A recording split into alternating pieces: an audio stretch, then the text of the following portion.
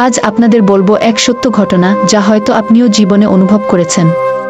আপনি হয়তো ভাবছেন সবাই আপনাকে অনেক ভালোবাসে। তাদের হাসি মুখ, মিষ্টি কথাগুলো দেখে আপনি ভাবতে পারেন আপনার গুরুত্ব অনেক। কিন্তু বাস্তবতা কি আসলেই এমন? জীবনের পথচলায় আমরা অনেক মানুষের সংস্পর্শে আসি। কেউ সত্যিই আমাদের ভালোবাসে, আবার কেউ কেবল প্রয়োজনের সময় পাশে থাকে। যখন তাদের দরকার হয় তখন আপনাকে মনে পড়ে, খোঁজখবর নেয়, আপনাকে আপন ভাবতে শেখায়। কিন্তু সেই প্রয়োজন ফুরিয়ে গেলে তখন আপনাকে চিনতেও ভুলে যায় তারা। মনির গল্পটাও এমনই। সে ছিল এক সহজ সরল ছেলে, সবার উপকার করতেই ভালোবাসত। বন্ধুরা কোনো সমস্যায় পড়লে ছুটে যেত, সময় সুযোগ মতো সাহায্য করত। বিনিময়ে কিছু আশা করত না, শুধু মনে করত একদিন আমিও যখন সমস্যায় পড়ব বন্ধুরাও পাশে থাকবে।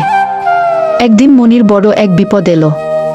তার বাবার অসুস্থতার কারণে প্রচুর টাকার প্রয়োজন হলো। সে ভাবল যাদের জন্য এতদিন সবকিছু করলো তারা নিশ্চয়ই সাহায্যের হাত বাড়াবে। কিন্তু বাস্তবতা অন্যরকম ছিল। প্রথমে বন্ধুদের ফোন করতে লাগলো। একজন বলল, ভাই এখন একটু ব্যস্ত আছি, পরে কথা বলবো। আরেকজন বলল, ইস আমি তো নিজেই টানাটানিতে আছি। তৃতীয়জন বলল, ভাই টাকার ব্যাপারে কিছু করতে পারবো না, দুঃখিত। এমনকি বন্ধুরা তার বাবাকে পর্যন্ত দেখতে আসলো না। মনি হতাশ হয়ে পড়ল। এই কি তার সেই বন্ধুরা যাদের জন্য সে দিনরাত ছুটে বেরিয়েছে, যাদের সুখ দুঃখের সঙ্গী হয়েছে? সে বুঝতে পারল মানুষ তখনই পাশে থাকে যখন তাদের প্রয়োজন থাকে। কিন্তু গল্প এখানেই শেষ নয়।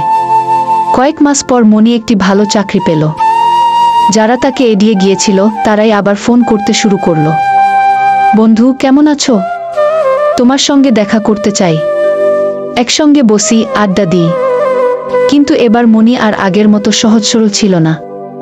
সে বুঝে গেছে ভালোবাসার নামে অনেকেই শুধু স্বার্থপরতার অভিনয় করে।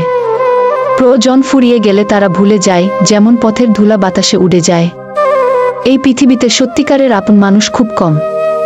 যারা সত্যিই ভালোবাসে তারা অপ্রয়োজনেও পাশে থাকে। তাই সব সময় ভালোবাসার অভিনয় বোঝার চেষ্টা করুন।